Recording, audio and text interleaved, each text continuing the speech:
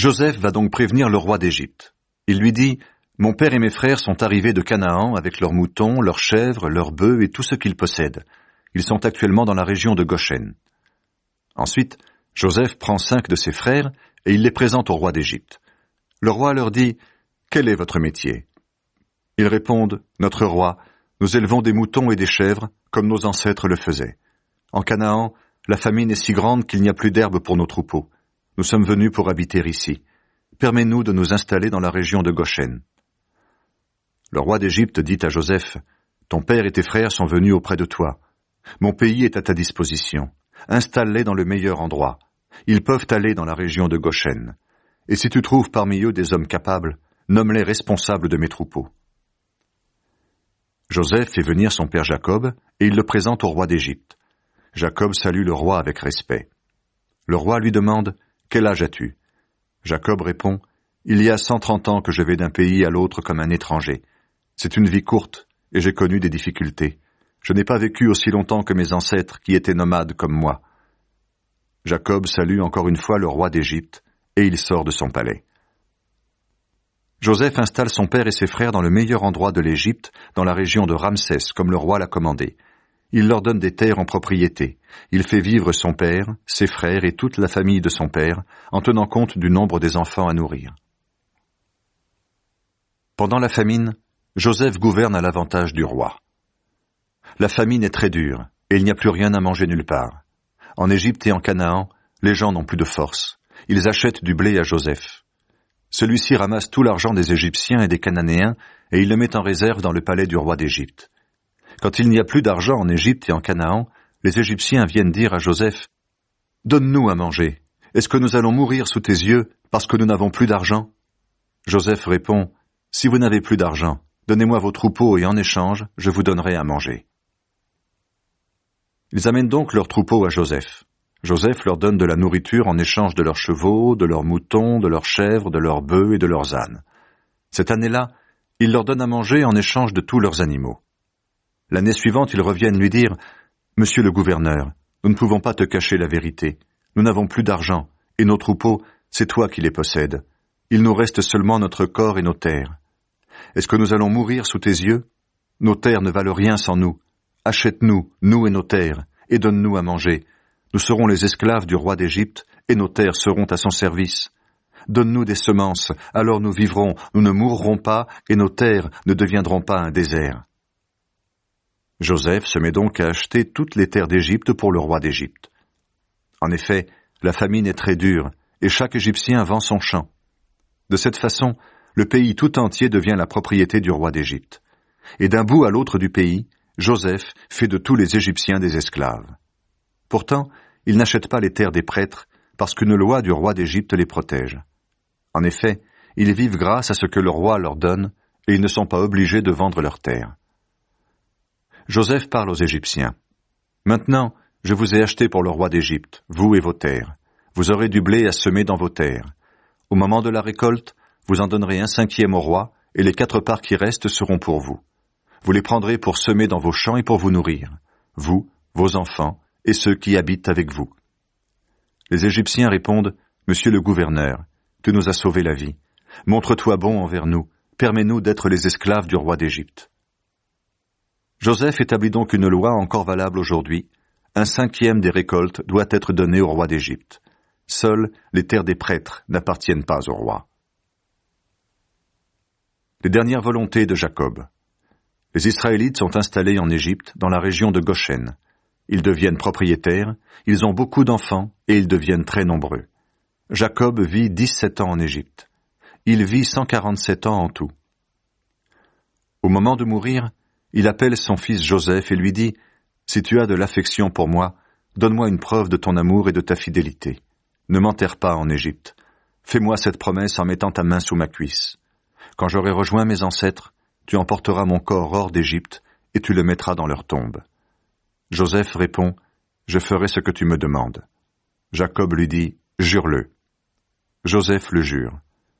Alors Jacob se met à genoux près de la tête de son lit.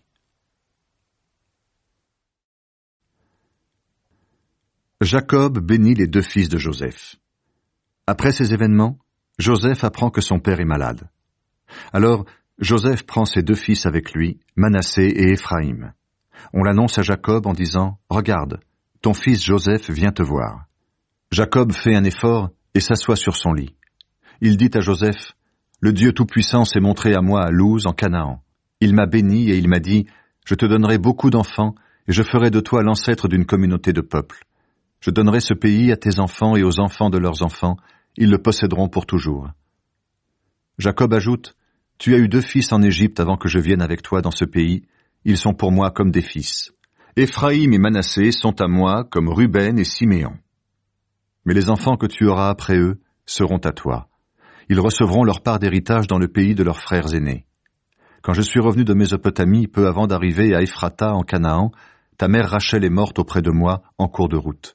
Je l'ai enterrée là, au bord de la route d'Ephrata, c'est-à-dire Bethléem. » Jacob voit les fils de Joseph.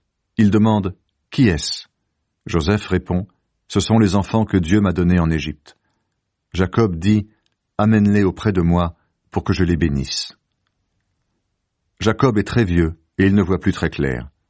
Joseph fait approcher ses fils. Alors, Jacob les embrasse et il les serre contre lui. Puis il dit à Joseph « Je pensais que c'était impossible de revoir ton visage. Or Dieu me fait voir même tes enfants. » Joseph enlève ses fils qui sont sur les genoux de son père, et il s'incline jusqu'à terre. Ensuite, Joseph prend ses 2 fils par la main. Éphraïm, qui est à sa droite, est à gauche de Jacob. Manassé, qui est à sa gauche, est à droite de Jacob. Joseph les approche de Jacob. Mais Jacob croise ses mains. Il pose sa main droite sur la tête d'Éphraïm, le plus jeune. Il pose sa main gauche sur la tête de Manassé, qui est pourtant l'aîné. Il bénit Joseph en disant « Mon grand-père Abraham et mon père Isaac ont toujours vécu sous le regard de Dieu. Que Dieu, mon berger depuis ma naissance jusqu'à aujourd'hui, que l'ange qui m'a délivré de tout mal, bénisse ces garçons. Que grâce à eux, on se souvienne de moi, comme on se souvient d'Abraham, mon grand-père, et d'Isaac, mon père, qu'ils aient beaucoup d'enfants sur la terre. » Joseph voit que son père a posé la main droite sur la tête d'Éphraïm et il n'est pas content. Il prend la main de son père qui est sur la tête d'Éphraïm. Il veut la mettre sur celle de Manassé. Il dit à Jacob, « Mon père, tu te trompes, c'est Manassé l'aîné. Mets ta main droite sur sa tête. » Mais son père refuse en disant, « Je sais, mon fils. Les enfants de Manassé et les enfants de leurs enfants deviendront un grand peuple, eux aussi. Pourtant, son petit frère sera plus grand que lui. Ses enfants et les enfants de leurs enfants formeront des peuples nombreux. » Ce jour-là, Jacob bénit les fils de Joseph en disant, « Les Israélites se serviront de vos noms pour bénir. Ils diront, « Que Dieu soit bon pour vous, comme il l'a été pour Éphraïm et Manassé. » C'est ainsi que Jacob a placé Éphraïm avant Manassé. Ensuite il dit à Joseph, « Je vais mourir, mais Dieu sera avec vous, et il vous fera revenir dans le pays de vos ancêtres. Moi, je te donne une part plus grande qu'à tes frères, je te donne la région de Sichem. Je l'ai prise aux Amorites grâce à mon épée et à mon arc. »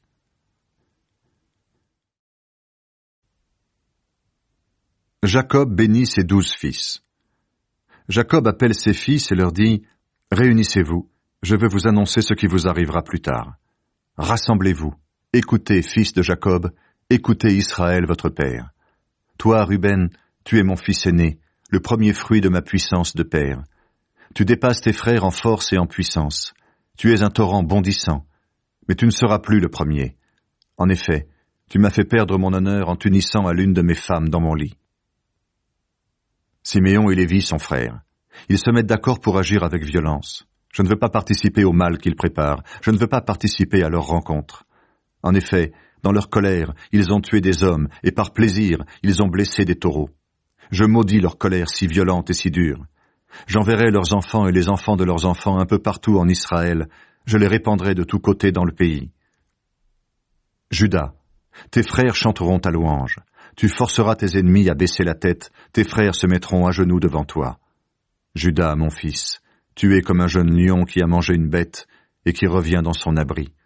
Le lion s'assoit, il se couche. Qui peut l'obliger à se lever? Le pouvoir royal restera dans la famille de Juda. Le bâton des chefs restera dans la main de ceux qui naîtront de lui. Il y restera jusqu'à l'arrivée de son véritable propriétaire. C'est à lui que les peuples obéiront. Il attachera son âne à la vigne, il attachera son ânon au meilleur plant. Il lavera son vêtement dans le vin, sa chemise dans le jus de raisin. Ses yeux brilleront à cause du vin, ses dents seront blanches à cause du lait. Zabulon habitera au bord de la mer, là où il y a un port pour les bateaux. Son territoire s'étendra jusqu'à la ville de Sidon. Issachar est un âne solide. Il se couche dans un enclos entouré de 2 murs. Il a vu que l'endroit était bon et le pays agréable. Il courbe le dos pour porter des charges. Il est fait pour un travail d'esclave. Dan gouvernera son peuple comme les autres tribus d'Israël. Dan est comme un serpent sur la route, comme une vipère sur le chemin. Il mord le cheval au pied et son cavalier tombe par terre. Seigneur, j'espère que tu me sauveras. Quand les bandits attaquent Gad, il se défend et les poursuit. Le pays d'Asser produira beaucoup, sa terre donnera une nourriture de roi. Nephtali est une gazelle en liberté qui met au monde de beaux petits. Joseph est un arbre magnifique qui pousse près d'une source.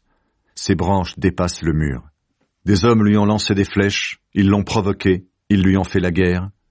Mais il a tenu son arc solidement, ses bras et ses mains sont restés souples. Reçois comme bénédiction la pluie qui descend du ciel, l'eau qui vient de la profondeur de la terre, ainsi que beaucoup d'enfants et des troupeaux nombreux. Reçois tout cela par la force du Dieu puissant qui est mon Dieu, par le nom du berger qui est le rocher d'Israël, par mon Dieu qui vient à ton secours, par le Tout-Puissant qui te bénit.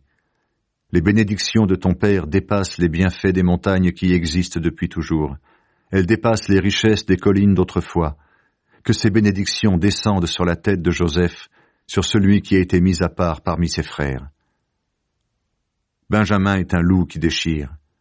Le matin, il mange une bête, et le soir, il partage ce qu'il a pris. Tout cela forme les 12 tribus d'Israël. Ce sont les paroles que leur père leur a dites quand il les a bénis. Il a donné à chacun une bénédiction particulière. La mort de Jacob. Ensuite, Jacob leur donne cet ordre. Quand je serai mort, enterrez-moi dans la tombe de mes ancêtres. C'est la grotte qui est dans le champ d'Éphron le Hittite, à Macpéla, près de Mamré, en Canaan. Abraham a acheté ce champ à Éphron pour être propriétaire de la tombe. C'est là qu'on a enterré Abraham et sa femme Sarah, puis Isaac et sa femme Rebecca. C'est là que j'ai enterré Léa. Le champ et la grotte qui se trouvent là ont été achetés aux Hittites. Quand Jacob a fini de donner ses ordres à ses fils, il se couche, puis il rejoint ses ancêtres.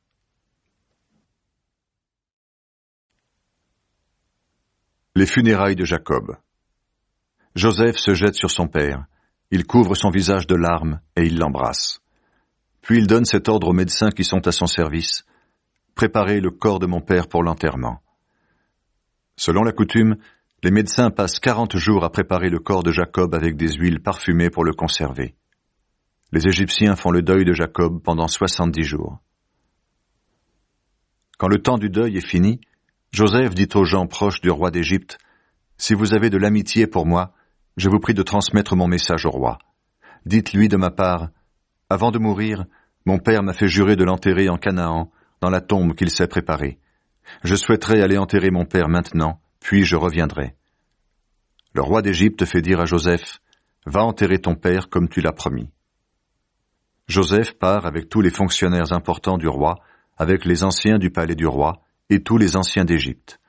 Il emmène aussi toute sa famille, ses frères et les autres personnes de la famille de son père. Dans la région de Goshen, il laisse seulement les enfants et les troupeaux. Des chars et des cavaliers les accompagnent. Ils forment un groupe très important. Ils arrivent au champ de l'Épine, à l'est du fleuve Jourdain. Là, ils font pour Jacob des funérailles extraordinaires et magnifiques.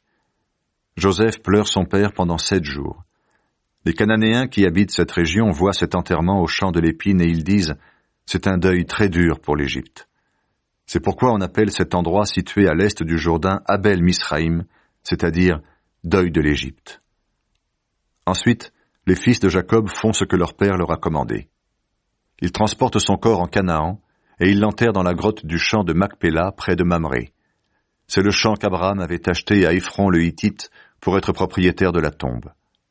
Après l'enterrement de son père, Joseph revient en Égypte, lui, ses frères, et tous ceux qui sont allés avec lui pour l'enterrement. Joseph pardonne à ses frères. Après la mort de Jacob, leur père, les frères de Joseph se disent « Maintenant, Joseph va peut-être nous considérer comme des ennemis. Il va peut-être nous rendre tout le mal que nous lui avons fait. » Alors ils envoient à Joseph ce message. « Avant de mourir, ton père a donné cet ordre. Dites de ma part à Joseph, « S'il te plaît, pardonne à tes frères leurs fautes, tout le mal qu'ils t'ont fait. Oui, pardonne-nous cette faute, à nous qui servons le même Dieu que ton père. » Quand Joseph entend ces paroles, il se met à pleurer. Ses frères viennent eux-mêmes le trouver. Ils se jettent à ses pieds en disant « Nous sommes tes esclaves. » Joseph leur répond « N'ayez pas peur, je ne suis pas à la place de Dieu. Vous avez voulu me faire du mal, mais Dieu a voulu changer ce mal en bien. Il a voulu sauver la vie d'un grand nombre de gens comme vous le voyez aujourd'hui. Maintenant, n'ayez pas peur, je prendrai soin de vous et de vos familles. » Par ces paroles pleines d'affection, Joseph rend courage à ses frères. La fin de la vie de Joseph. Joseph et la famille de son père restent en Égypte. Joseph vit 110 ans. Il voit naître les enfants et les petits-enfants de son fils Éphraïm, et il adopte les enfants de son petit-fils Makir, le fils de Manassé. Un jour, Joseph dit à ses frères, « Je vais mourir, mais Dieu vous aidera sûrement. Il vous fera quitter l'Égypte, et il vous conduira dans le pays qu'il a promis à Abraham, Isaac et Jacob. Quand Dieu agira ainsi pour vous, jurez-moi d'emporter mon corps avec vous. »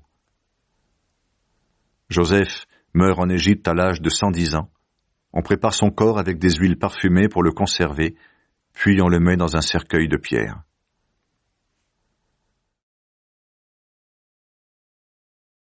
Dieu fait sortir d'Égypte les Israélites. Les Israélites deviennent esclaves en Égypte. Voici les noms des fils de Jacob, ou fils d'Israël, qui arrivent en Égypte avec leur père. Ruben, Siméon, Lévi et Juda, Issachar, Zabulon et Benjamin, Dan et Nephtali, Gad et Aser. Chacun vient avec sa famille. Au total, la famille de Jacob compte 70 personnes. Joseph, un autre fils de Jacob, est déjà en Égypte. Ensuite, Joseph meurt, ainsi que ses frères et toute cette génération. Les Israélites ont beaucoup d'enfants. Ils deviennent de plus en plus nombreux et puissants. Ils remplissent le pays. Un nouveau roi commence à diriger l'Égypte, et ce roi n'a pas connu Joseph. Il dit à son peuple, « Vous voyez, les Israélites forment un peuple trop nombreux et trop puissant pour nous. Il faut trouver un bon moyen pour l'empêcher de grandir. Sinon, s'il y a une guerre, ils pourront s'unir à nos ennemis. Ils lutteront contre nous et ils quitteront notre pays. » Alors les Égyptiens nomment des surveillants pour écraser le peuple d'Israël par des travaux forcés. Ainsi, les Israélites construisent les villes de Pithom et de Ramsès. Elles servent à garder les réserves de nourriture du Pharaon, le roi d'Égypte. Plus on écrase les Israélites, plus ils deviennent nombreux. Ils occupent de plus en plus de place. C'est pourquoi les Égyptiens les détestent. Ils traitent les Israélites durement, comme des esclaves. Ils leur rendent la vie très difficile par un travail pénible. Ils les obligent à préparer l'argile, à faire des briques, à cultiver les champs. En un mot, les Égyptiens les écrasent par toutes sortes de travaux pénibles. Le roi d'Égypte veut faire mourir tous les garçons israélites. Il y a des sages-femmes pour les Hébreux. L'une d'elles s'appelle Shifra et l'autre Poua. Le roi d'Égypte leur donne cet ordre. Quand vous aiderez les femmes des Hébreux à accoucher, regardez bien l'enfant. Si c'est un garçon, faites-le mourir. Si c'est une fille, elle peut vivre. Mais les sages-femmes respectent Dieu. Elles n'obéissent pas au roi d'Égypte et elles laissent vivre les garçons. Alors le roi appelle les sages-femmes et leur dit « Pourquoi agissez-vous ainsi? Vous avez laissé vivre les garçons. Pourquoi donc ?» Les sages-femmes répondent au roi « Les femmes des Hébreux ne sont pas comme les Égyptiennes. Elles sont plus fortes. Avant que la sage-femme arrive, elles ont déjà accouché. » Les Israélites deviennent de plus en plus nombreux et très puissants. Dieu fait du bien aux sages-femmes. Il leur donne des enfants parce qu'elles l'ont respecté. À la fin, le roi d'Égypte donne cet ordre à tout son peuple. Tous les garçons qui vont naître chez les Hébreux, jetez-les dans le Nil, mais laissez vivre les filles.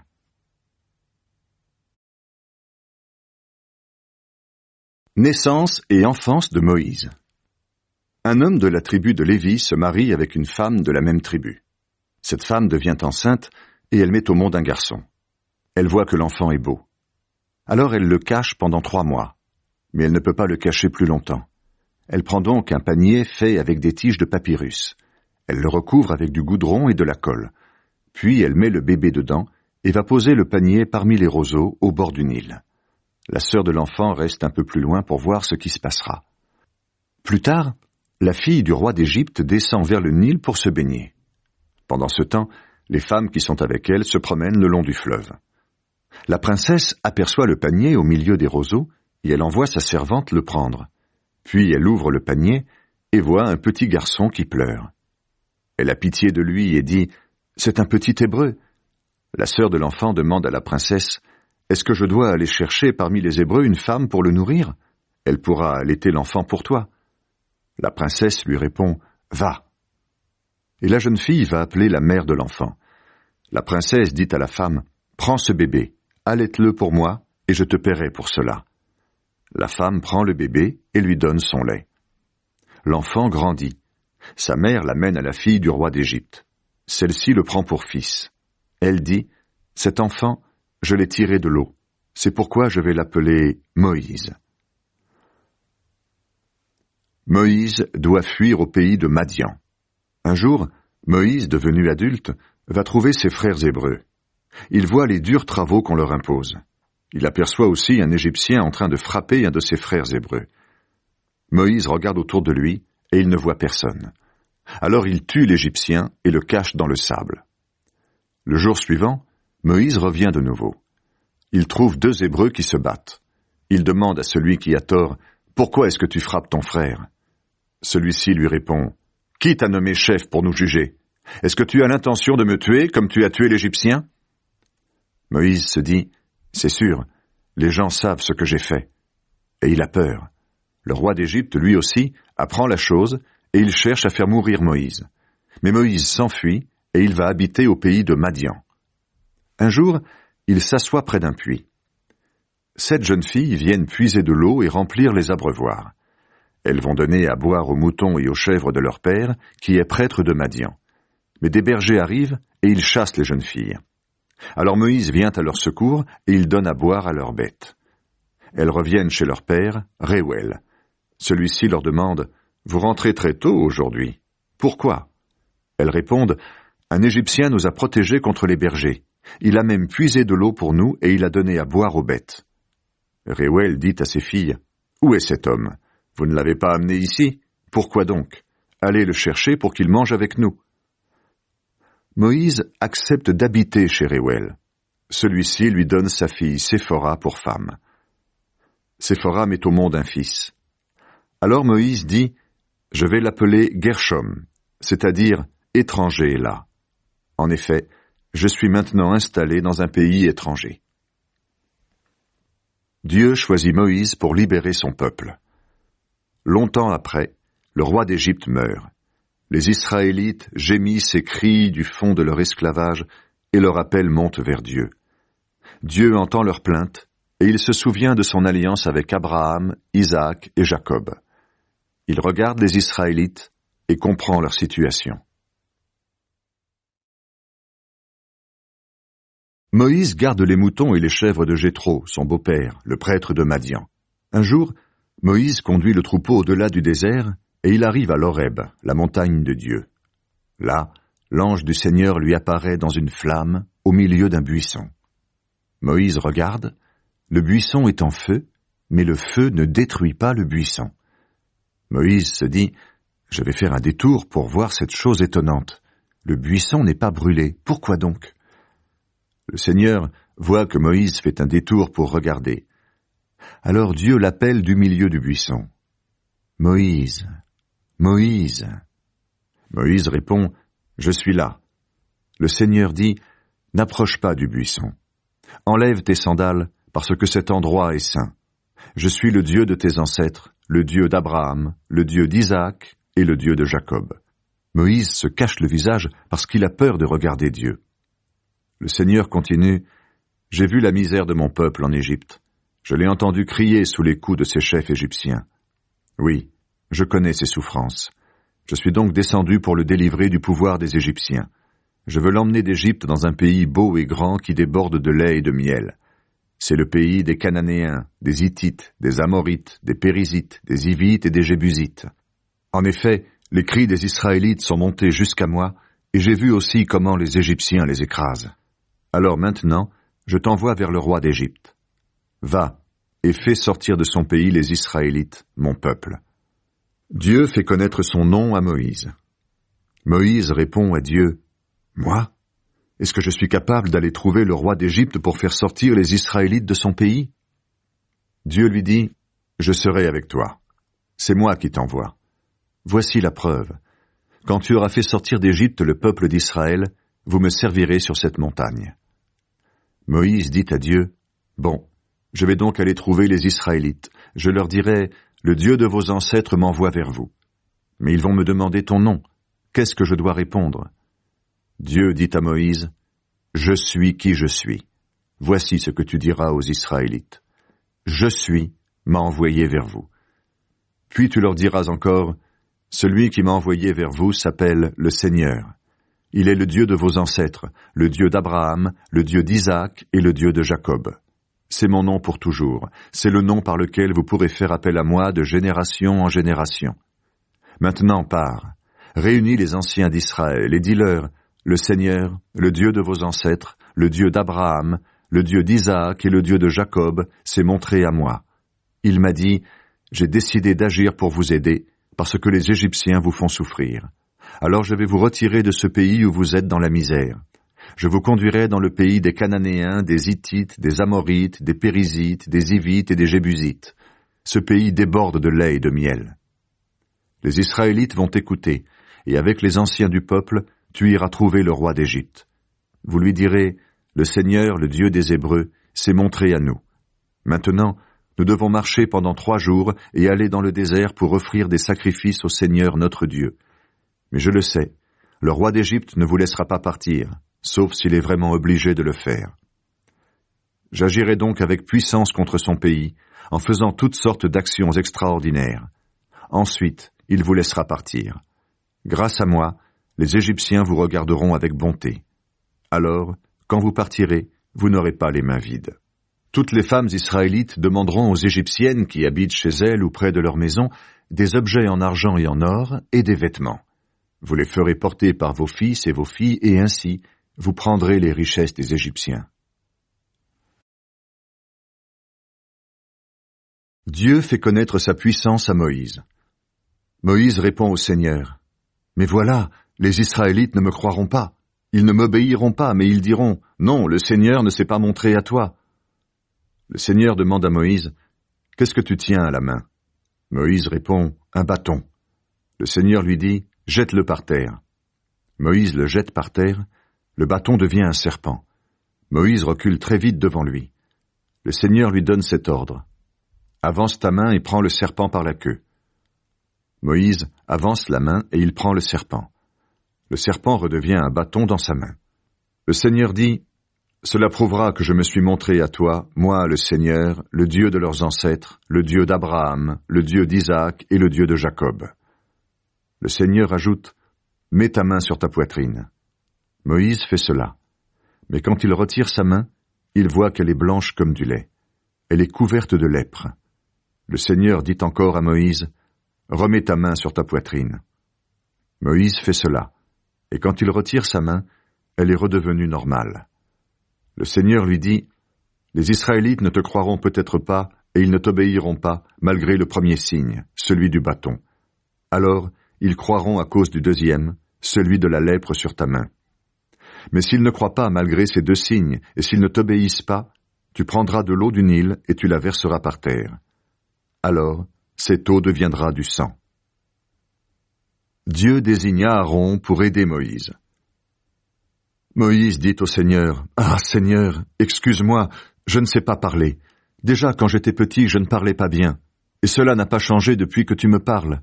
Ma bouche n'arrive pas à dire ce que je veux. » Le Seigneur répond à Moïse, « Qui a fait une bouche à l'homme? Qui lui ferme la bouche ou les oreilles? Qui lui ouvre les yeux? Qui le rend aveugle? Est-ce que ce n'est pas moi, le Seigneur? Maintenant pars, je serai avec toi quand tu parleras, et je t'apprendrai tout ce que tu devras dire. Moïse dit, « Ah, Seigneur, excuse-moi, envoie quelqu'un d'autre. » Alors le Seigneur se met en colère contre Moïse. Il dit, « Et ton frère Aaron, le Lévite, il parle bien, lui, je le sais. Le voici, il vient déjà à ta rencontre. Quand il te verra, son cœur sera plein de joie. Parle-lui et dis-lui ce qu'il devra dire. Oui, moi je serai avec vous deux quand vous parlerez, et je vous montrerai ce que vous aurez à faire. Aaron parlera au peuple à ta place, il sera ton porte-parole, et toi, tu seras pour lui comme un dieu. De plus, tu tiendras ce bâton dans ta main. Avec lui, tu feras des choses étonnantes. » Moïse retourne auprès de son peuple en Égypte. Moïse retourne auprès de Jéthro, son beau-père.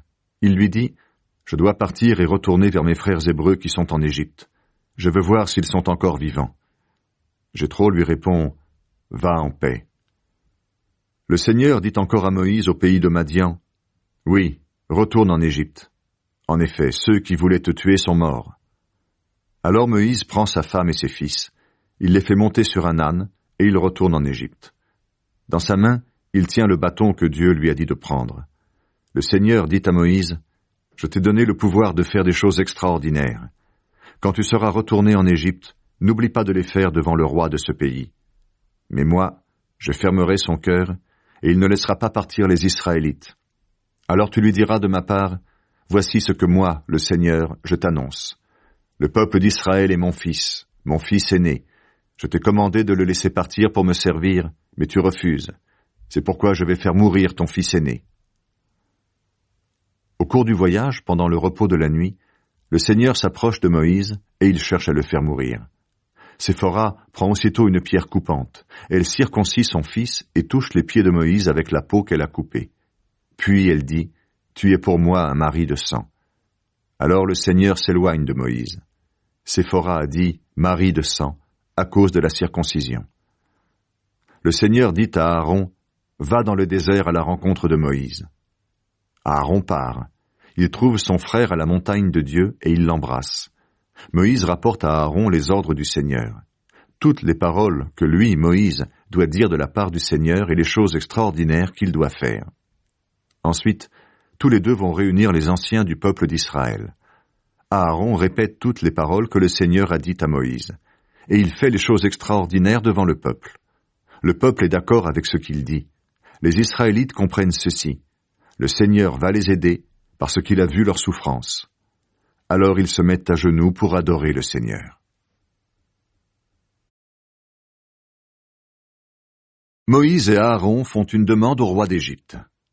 Après cela, Moïse et Aaron vont trouver le roi d'Égypte. Ils lui disent, « Le Seigneur, Dieu d'Israël, te donne cet ordre. Laisse partir mon peuple dans le désert. Là, il doit célébrer une fête en mon honneur. » Le roi répond, « Quoi? Laisser partir les Israélites? Mais qui est ce Seigneur? Est-ce que je dois l'écouter, moi? Non, je ne connais pas le Seigneur. Alors je ne vous laisserai pas partir. » Moïse et Aaron disent, « Le Dieu des Hébreux s'est montré à nous.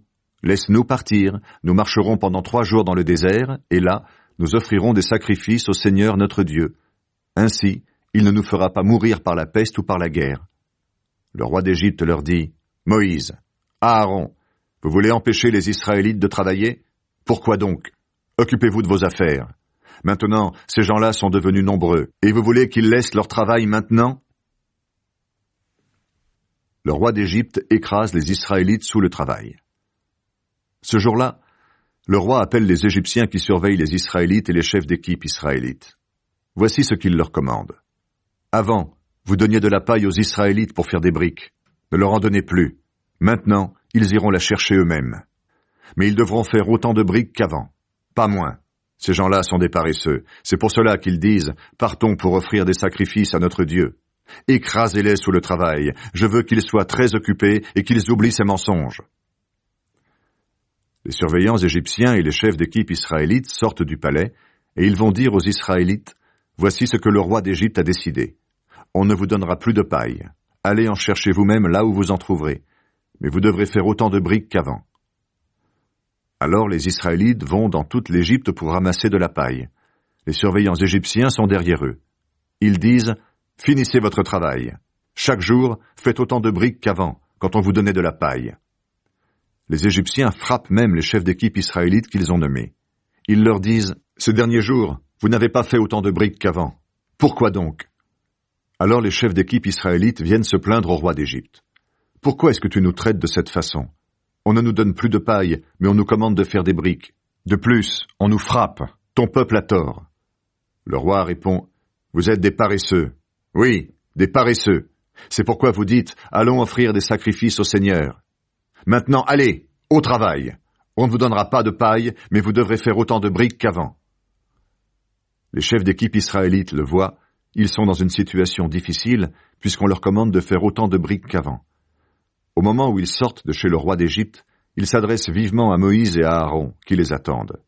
Les chefs d'équipe leur disent « Que le Seigneur voie ce que vous avez fait, qu'il vous condamne. À cause de vous, le roi d'Égypte et ceux qui l'entourent nous détestent. Vous leur avez donné une arme pour nous tuer. » Alors Moïse se tourne vers le Seigneur et dit « Seigneur, tu as fait du mal à ce peuple. Pourquoi ? Pourquoi est-ce que tu m'as envoyé ici ?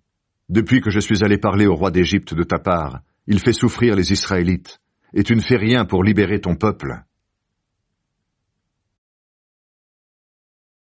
Le Seigneur répond à Moïse « Eh bien maintenant, tu vas voir ce que je vais faire au roi d'Égypte.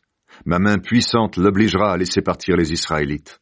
À cause de ma main puissante, il va même les chasser de son pays. » Dieu promet à Moïse de délivrer Israël. Dieu parle encore à Moïse. « Le Seigneur, c'est moi. Autrefois, je me suis montré à Abraham, à Isaac et à Jacob comme le Dieu Tout-Puissant.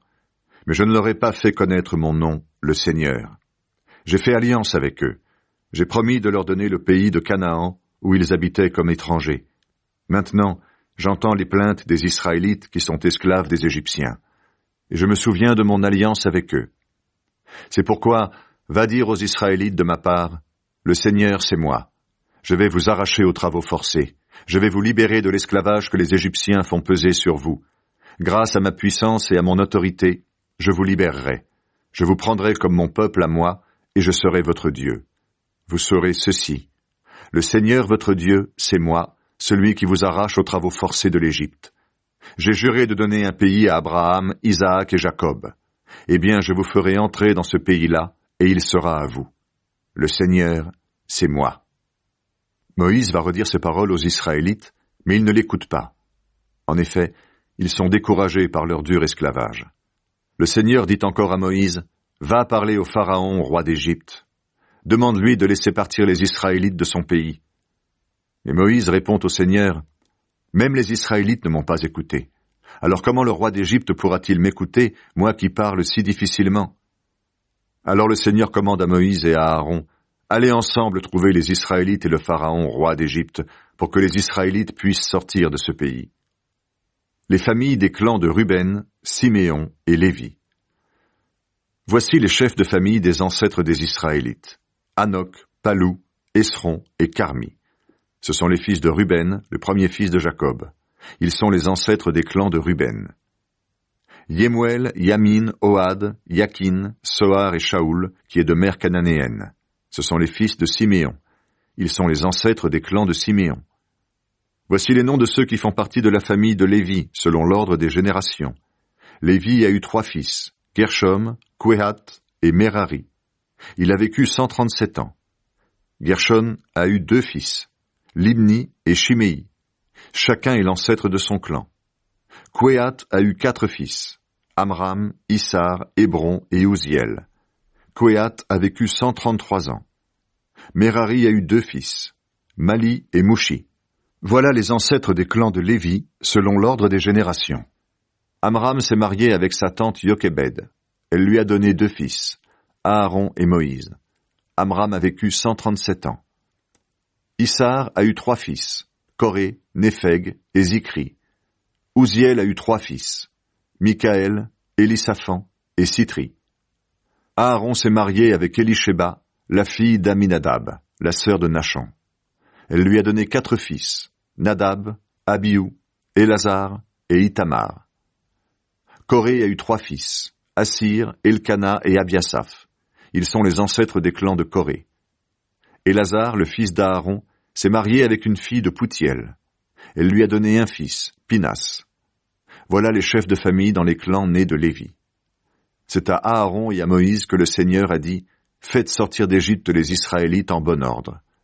Moïse et Aaron vont donc parler au Pharaon, le roi d'Égypte, pour qu'il laisse sortir les Israélites de son pays. Dieu promet de nouveau à Moïse de libérer son peuple. Le jour où le Seigneur parle à Moïse en Égypte, il lui dit « Le Seigneur, c'est moi. Va répéter toutes mes paroles au Pharaon, roi d'Égypte. » Mais Moïse répond « Je parle très difficilement. Le roi d'Égypte ne m'écoutera jamais. »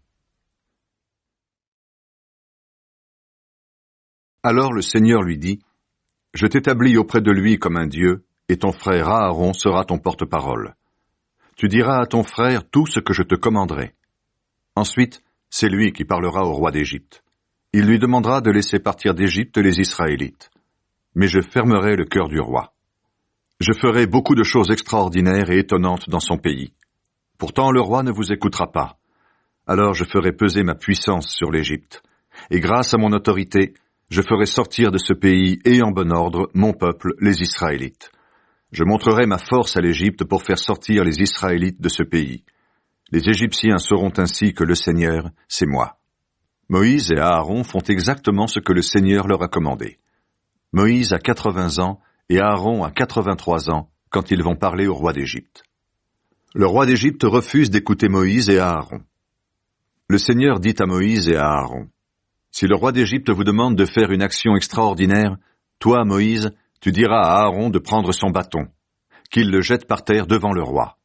Le bâton deviendra alors un serpent. » Moïse et Aaron vont chez le roi d'Égypte et ils font ce que le Seigneur a commandé. Aaron jette son bâton par terre devant le roi et devant ceux qui l'entourent, et le bâton devient un serpent. De son côté, le roi fait venir les sages et les sorciers d'Égypte, et ils font la même chose grâce à leur magie. Chacun d'eux jette son bâton par terre, et les bâtons deviennent des serpents. Mais celui d'Aaron avale leur bâton. Pourtant, le cœur du roi d'Égypte reste fermé, comme le Seigneur l'a annoncé. Il n'écoute pas Moïse et Aaron. Premier malheur, l'eau changée en sang. Le Seigneur dit à Moïse, « Le roi d'Égypte ne veut rien entendre. Il refuse de laisser partir les Israélites. Va donc le trouver le matin, au moment où il descend près de l'eau. Attends-le au bord du Nil. Prends à la main le bâton qui est devenu un serpent. Et dis au roi, « Le Seigneur, le Dieu des Hébreux, m'a envoyé te dire, « Laisse partir mon peuple pour qu'il me serve au désert. » Mais jusqu'ici tu n'as pas écouté. C'est pourquoi le Seigneur le dit. Cette fois-ci, tu reconnaîtras qui il est. Je vais frapper l'eau du Nil avec le bâton que j'ai dans la main, et elle va devenir du sang. Les poissons vont mourir, le fleuve sera empoisonné, et les Égyptiens ne pourront plus boire son eau. Le Seigneur dit encore à Moïse, commande à Aaron de prendre son bâton, qu'il tende le bras en direction de tous les cours d'eau d'Égypte, vers les rivières, les canaux, et même vers les lacs. Alors cette eau deviendra du sang. Ainsi, il y aura du sang dans tout le pays, jusque dans les récipients en bois ou en pierre. Moïse et Aaron font ce que le Seigneur a commandé. Aaron lève son bâton et il frappe l'eau du Nil sous les yeux du roi d'Égypte et des gens qui l'entourent. Toute l'eau du fleuve devient du sang. Les poissons meurent, le fleuve sent très mauvais, et les Égyptiens ne peuvent plus boire son eau.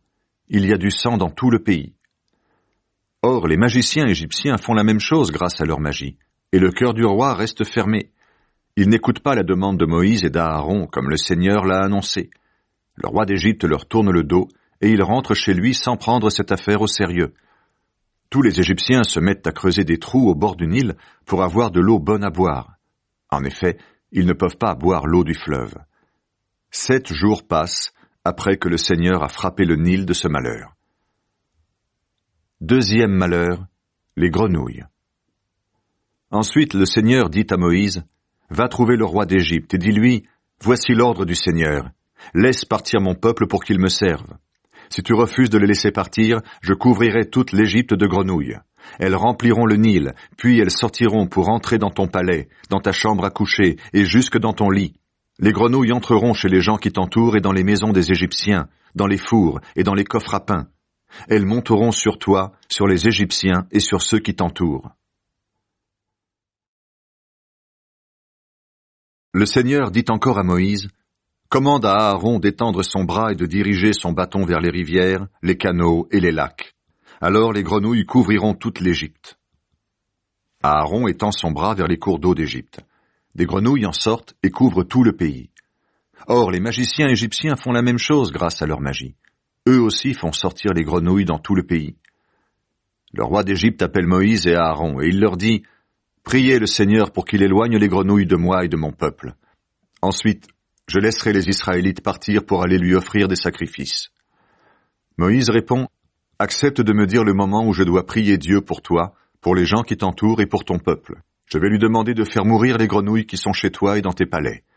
Alors, il y en aura seulement dans le Nil. » Le roi répond, « Fais cela demain. » Moïse dit, « Je ferai comme tu veux. Alors tu le sauras, personne n'est comme le Seigneur notre Dieu. Les grenouilles s'éloigneront de chez toi et de tes palais. Les gens qui t'entourent et ton peuple en seront débarrassés. Il y en aura seulement dans le Nil. » Moïse et Aaron sortent de chez le roi d'Égypte. Moïse prie le Seigneur de délivrer le roi du malheur qu'il a causé en envoyant les grenouilles. Le Seigneur fait ce que Moïse lui demande. Les grenouilles meurent dans les maisons, dans les cours et dans les champs. On en fait des tas, et le pays est rempli de leur mauvaise odeur. Le roi d'Égypte voit qu'il a encore du temps. Alors, il ne veut rien entendre, il n'écoute pas Moïse et Aaron, comme le Seigneur l'a annoncé. Troisième malheur, les puces. Le Seigneur dit à Moïse, « Commande à Aaron d'étendre son bâton et de frapper la poussière du sol. Elle se changera en puce dans toute l'Égypte. » Moïse et Aaron obéissent. Aaron étend le bras, et avec son bâton, il frappe la poussière du sol. Dans toute l'Égypte, toute la poussière du sol se change en puce, et les puces couvrent les gens et les animaux. Les magiciens égyptiens essaient à leur tour de chasser les puces grâce à leur magie, mais ils n'y arrivent pas. Les puces restent sur les gens et sur les animaux. Alors les magiciens disent au roi d'Égypte, « C'est la puissance de Dieu. » Pourtant le cœur du roi reste fermé. Il n'écoute pas Moïse et Aaron, comme le Seigneur l'a annoncé. Quatrième malheur, les mouches piquantes. Le Seigneur dit à Moïse, « Demain, lève-toi tôt le matin et présente-toi au roi d'Égypte quand il descendra au bord du Nil. Tu lui diras de ma part, « Voici ce que moi, le Seigneur, je commande. Laisse partir mon peuple pour qu'il me serve. Si tu refuses de le laisser partir, je vais envoyer des mouches piquantes sur les gens qui t'entourent, sur ton peuple et dans tes palais. Elles rempliront les maisons des Égyptiens et elles couvriront le sol de l'Égypte. Pourtant, ce jour-là, je ferai une différence pour la région de Goshen, où mon peuple habite. Là-bas, il n'y aura pas de mouches piquantes. De cette façon, tu sauras que moi, le Seigneur, je suis présent dans ton pays. Ainsi, grâce à moi, mon peuple ne connaîtra pas le malheur de ton peuple. Tu verras cette action étonnante demain. » Le Seigneur fait ce qu'il a dit. Un nuage de mouches piquantes entre dans la maison du roi d'Égypte, dans la maison des gens qui l'entourent, et dans tout le pays. Les mouches font beaucoup de dégâts dans le pays. Le roi appelle Moïse et Aaron. Il leur dit, « Allez offrir des sacrifices à votre Dieu, mais faites-le dans le pays. » Moïse répond, « Non, nous ne pouvons pas agir de cette façon. En effet, les Égyptiens détestent les sacrifices que nous offrons au Seigneur notre Dieu. S'ils nous voient offrir ces sacrifices, ils nous tueront en nous jetant des pierres. Nous devons aller dans le désert à 3 jours de marche. Là, nous offrirons au Seigneur notre Dieu les sacrifices qu'il nous montrera. » Le roi leur dit, « Je vais vous laisser partir, et vous offrirez vos sacrifices au Seigneur votre Dieu dans le désert. Mais n'allez pas trop loin. Priez pour moi. » Moïse répond, « Dès que je serai sorti de chez toi, je prierai le Seigneur. Demain, il chassera les mouches loin de toi, loin des gens qui t'entourent et de ton peuple. Mais il ne faut pas que tu te moques de nous en refusant aux Israélites de partir pour aller offrir des sacrifices au Seigneur. » Moïse quitte le roi d'Égypte et il prie le Seigneur. Le Seigneur fait ce que Moïse lui demande. Il chasse les mouches loin du roi, loin des gens qui l'entourent et de son peuple. Il n'en reste plus une seule. Pourtant, même cette fois-là, le roi d'Égypte ne veut rien entendre et il ne laisse pas partir les Israélites. Cinquième malheur, la maladie des troupeaux. Le Seigneur dit à Moïse, « Va trouver le roi d'Égypte et dis-lui, « Voici l'ordre du Seigneur, le Dieu des Hébreux. Laisse partir mon peuple pour qu'il me serve. Si tu refuses toujours de le laisser partir, si tu continues à le retenir, moi, le Seigneur, je vais agir contre tes troupeaux qui sont dans les champs. J'enverrai une peste très grave qui rendra malades tes chevaux, tes ânes, tes chameaux, tes bœufs, tes moutons et tes chèvres. Mais moi, le Seigneur, je ferai une différence entre les troupeaux des Israélites et les troupeaux des Égyptiens. Aucun animal appartenant aux Israélites ne mourra. De plus, le Seigneur précise le moment où cela doit arriver. C'est demain que j'agirai ainsi en Égypte. Le jour suivant, le Seigneur envoie la peste. Tous les troupeaux des Égyptiens meurent, mais aucun animal n'est touché par cette maladie dans les troupeaux des Israélites. Le roi se renseigne. Il apprend alors qu'il n'y a pas un seul animal mort dans les troupeaux des Israélites. Pourtant, le cœur du roi d'Égypte reste fermé et il ne laisse pas partir les Israélites. 6e malheur, les plaies sur la peau. Le Seigneur dit à Moïse et à Aaron, « Prenez dans vos mains de la cendre d'un feu. » Moïse la lancera en l'air devant le roi d'Égypte. Cette cendre se répandra dans toute l'Égypte. Ensuite, dans tout le pays, les personnes et les animaux auront sur la peau des boutons qui formeront des plaies. Moïse et Aaron prennent de la cendre, et ils vont voir le roi. Moïse la lance en l'air. Alors, les personnes et les animaux ont sur la peau des boutons qui forment des plaies. Les magiciens égyptiens ne peuvent pas se présenter devant Moïse à cause de ces boutons. En effet, ils en sont couverts, comme les autres Égyptiens. Pourtant, le Seigneur ferme le cœur du roi d'Égypte. Et le roi n'écoute pas Moïse et Aaron, comme le Seigneur l'a annoncé à Moïse. 7e malheur, la pluie de grêle. Le Seigneur dit à Moïse, « Demain, lève-toi tôt le matin, et présente-toi devant le roi d'Égypte. Tu lui diras de ma part, « Voici ce que moi, le Seigneur, le Dieu des Hébreux, je commande. Laisse partir mon peuple pour qu'il me serve. En effet, cette fois-ci, je vous enverrai toutes sortes de malheurs, à toi, aux gens qui t'entourent et à ton peuple. Alors tu le sauras. Sur la terre, personne n'est comme moi. Si j'avais tendu le bras pour vous frapper d'une épidémie de peste, toi et ton peuple, vous ne seriez plus sur la terre. Mais je t'ai laissé vivre pour te montrer ma puissance et pour faire connaître mon nom sur toute la terre. Pourtant, tu continues à refuser de laisser partir mon peuple. C'est pourquoi demain, à cette heure-ci, je vais faire pleuvoir de la grêle. Cette pluie sera si violente qu'il n'y a jamais eu une pluie pareille depuis que l'Égypte existe. Maintenant, fais mettre à l'abri tes troupeaux et tout ce qui t'appartient dans les champs. Si des gens ou des animaux ne se mettent pas à l'abri, s'ils restent dans les champs, ils mourront sous la pluie de grêle. » Certains parmi les gens qui entourent le roi d'Égypte prennent au sérieux ces paroles du Seigneur. Ils commandent à leurs serviteurs de se mettre à l'abri avec leurs troupeaux. Mais d'autres n'y font pas attention. Ils laissent leurs serviteurs et leurs troupeaux dans les champs. Le Seigneur dit à Moïse, « Lève ton bras vers le ciel. Que la grêle tombe sur toute l'Égypte, sur les gens et les animaux, et sur toutes les cultures du pays. » Moïse lève son bâton vers le ciel. Le Seigneur envoie le tonnerre et la grêle. La foudre tombe sur la terre, et le Seigneur fait pleuvoir la grêle sur le pays. Depuis que l'Égypte existe comme nation, les Égyptiens n'ont jamais vu un orage aussi violent. Grêle, foudre et glace en même temps. Dans toute l'Égypte, la grêle frappe tous ceux qui sont dans les champs, gens et bêtes. Elle écrase toutes les cultures et elle casse tous les arbres.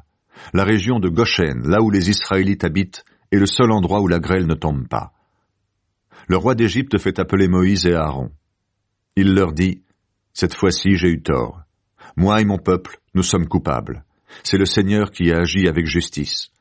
Priez le Seigneur d'arrêter le tonnerre et la grêle. Je vais vous laisser partir, vous ne resterez pas plus longtemps ici. » Moïse répond, « Dès que je serai sorti de la ville, je lèverai les mains vers le Seigneur pour le prier. Le tonnerre et la grêle s'arrêteront.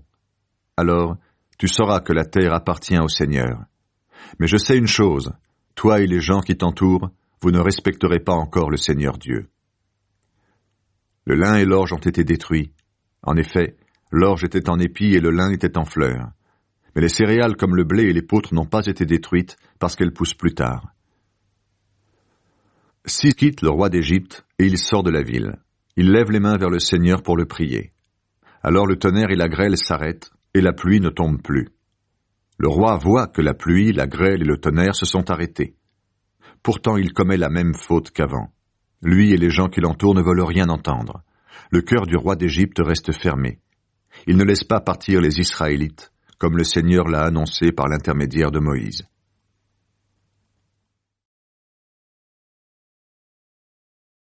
Huitième malheur, les sauterelles. Le Seigneur dit à Moïse, « Va chez le roi d'Égypte. C'est moi qui ai fermé le cœur du roi et des gens qui l'entourent. Alors j'ai pu faire des choses extraordinaires au milieu d'eux. Ainsi tu pourras raconter à tes enfants et aux enfants de leurs enfants ce que j'ai fait aux Égyptiens, les actions extraordinaires que j'ai accomplies dans leur pays. De cette façon vous saurez que le Seigneur, c'est moi. » Moïse et Aaron vont trouver le roi d'Égypte et ils lui disent, « Voici ce que le Seigneur, le Dieu des Hébreux, te demande. Est-ce que tu vas refuser encore longtemps de m'obéir? Laisse partir mon peuple pour qu'il me serve. Si tu refuses toujours de le laisser partir, demain, je ferai venir les sauterelles dans ton pays. Elles couvriront complètement le sol et on ne le verra plus. Les sauterelles mangeront le reste des cultures que la grêle n'a pas détruites. Elles ne laisseront rien sur vos arbres qui poussent dans les champs. Elles rempliront tes palais, les maisons des gens qui t'entourent et celles de tous les Égyptiens. Ce sera un très grand malheur. On n'a jamais vu un malheur aussi grand depuis le temps de vos ancêtres jusqu'à ce jour. » Moïse quitte le roi et il sort du palais. Les gens qui entourent le roi lui disent, « Cet homme va causer notre malheur jusqu'à quand? Laisse donc partir les Israélites pour qu'ils servent le Seigneur leur Dieu. L'Égypte va à sa perte. Tu ne sais donc pas cela? » On fait revenir Moïse et Aaron près du roi d'Égypte. Celui-ci leur dit, « Vous pouvez aller servir le Seigneur votre Dieu. Mais qui va partir? » Moïse répond, « Nous partirons tous, enfants et vieillards, hommes et femmes, avec nos moutons, nos chèvres et nos bœufs. En effet, nous devons faire une fête en l'honneur du Seigneur. » Le roi d'Égypte leur répond, « Eh bien, qu'il veille sur vous, votre Seigneur. Vous croyez peut-être que je vais vous laisser partir avec vos familles? Vous avez de mauvaises intentions, cela ne se passera pas ainsi. Seuls les hommes iront servir le Seigneur, puisque c'est ce que vous voulez. » Et on les chasse de chez le roi. Alors le Seigneur dit à Moïse, « Étends ton bras sur l'Égypte pour faire venir les sauterelles, qu'elles couvrent le pays et mangent toutes les plantes que la grêle a laissées. » Moïse étend son bâton sur l'Égypte, et le Seigneur envoie un vent d'est sur tout le pays pendant toute la journée et toute la nuit. Le matin suivant, le vent amène les sauterelles. Elles couvrent toute l'Égypte et se posent partout. Elles sont très nombreuses, on n'en a jamais vu autant et on n'en verra jamais autant plus tard. Elles couvrent le pays entier et on ne voit plus le sol. Elles mangent toute l'herbe et tous les fruits des arbres que la grêle a laissés. Il ne reste aucune feuille sur les arbres et aucune plante dans les champs. Le roi d'Égypte appelle rapidement Moïse et Aaron et il leur dit, « J'ai commis une faute contre le Seigneur votre Dieu et contre vous-même. Maintenant, pardonnez-moi ma faute, cette fois-ci encore. Priez le Seigneur votre Dieu pour qu'il éloigne de moi ce terrible malheur. » Moïse quitte le roi et il prie le Seigneur. Alors, le Seigneur fait souffler un vent d'ouest très fort. Ce vent emporte les sauterelles et il les repousse vers la mer des roseaux. Il ne reste plus une seule sauterelle dans toute l'Égypte. Pourtant, le Seigneur ferme le cœur du roi d'Égypte et le roi ne laisse pas partir les Israélites. 9e malheur. La nuit noire. Le Seigneur dit à Moïse, « Lève ton bras vers le ciel, que la nuit couvre l'Égypte, une nuit si épaisse qu'on pourra la toucher. » Moïse lève son bras vers le ciel, et pendant 3 jours, il fait nuit noire dans toute l'Égypte. Pendant 3 jours, les Égyptiens ne se voient plus les uns les autres, et tout le monde reste chez soi. Dans la région où les Israélites habitent, au contraire, il fait jour. Le roi d'Égypte appelle Moïse et lui dit, « Vous pouvez aller servir le Seigneur. Vos enfants peuvent aller avec vous, mais vos moutons, vos chèvres et vos bœufs doivent rester ici. » Moïse répond, « Sûrement pas. Tu nous donneras toi-même les animaux que nous offrirons au Seigneur notre Dieu en sacrifice de communion et en sacrifice complet. De plus, nous emmènerons nos troupeaux. Aucun animal ne restera ici. Nous devrons prendre plusieurs de ces animaux pour les offrir au Seigneur notre Dieu. Mais avant d'arriver là-bas, nous ne savons pas lesquels nous devons offrir. » Pourtant, le Seigneur ferme le cœur du roi d'Égypte. Celui-ci ne veut pas laisser partir les Israélites. Il dit à Moïse, « Va-t'en. Attention, ne reviens plus te présenter devant moi. Si tu te présentes encore devant moi, tu mourras. » Moïse répond, « En effet, comme tu le dis, je ne me présenterai plus devant toi. » Le Seigneur annonce le dernier malheur. Le Seigneur dit à Moïse, « Je vais frapper le roi d'Égypte et les Égyptiens par un dernier malheur. Après cela, il vous laissera partir, il vous chassera même d'ici pour toujours. Va donc dire aux Israélites que chaque homme demande à son voisin, que chaque femme demande à sa voisine des objets en argent et en or. Et grâce au Seigneur, les Égyptiens regardent les Israélites avec bonté. D'ailleurs, en Égypte, Moïse lui-même est un homme important pour les gens qui entourent le roi et pour le peuple. Moïse dit au roi d'Égypte, « Voici ce que le Seigneur dit. Vers minuit, je traverserai l'Égypte. Tous les premiers-nés de ce pays mourront. Ton fils aîné, qui doit être roi après toi, comme le fils aîné de la servante qui écrase le grain. Tous les premiers-nés des troupeaux mourront aussi. Alors dans toute l'Égypte, il y aura de grands cris. Il n'y a jamais eu de cris aussi grands et il n'y en aura jamais plus. Mais chez les Israélites, on n'entendra même pas un chien aboyer contre quelqu'un ou contre un animal. Alors vous saurez ceci. Moi, le Seigneur, je fais la différence entre les Égyptiens et les Israélites. » Moïse dit encore au roi, « À ce moment-là, tous les gens qui t'entourent ici viendront vers moi. Ils se mettront à genoux devant moi et me diront, « Va-t'en, toi et tout le peuple qui est avec toi. » Et je partirai aussitôt. Et Moïse, très en colère, sort de chez le roi. Le Seigneur lui dit ensuite, « Le roi d'Égypte ne veut pas vous écouter. C'est pourquoi je peux faire beaucoup de choses extraordinaires en Égypte. » En réalité, Moïse et son frère Aaron ont accompli toutes sortes de choses extraordinaires devant le roi d'Égypte. Pourtant, le Seigneur lui ferme le cœur, et le roi ne laisse pas partir les Israélites de son pays.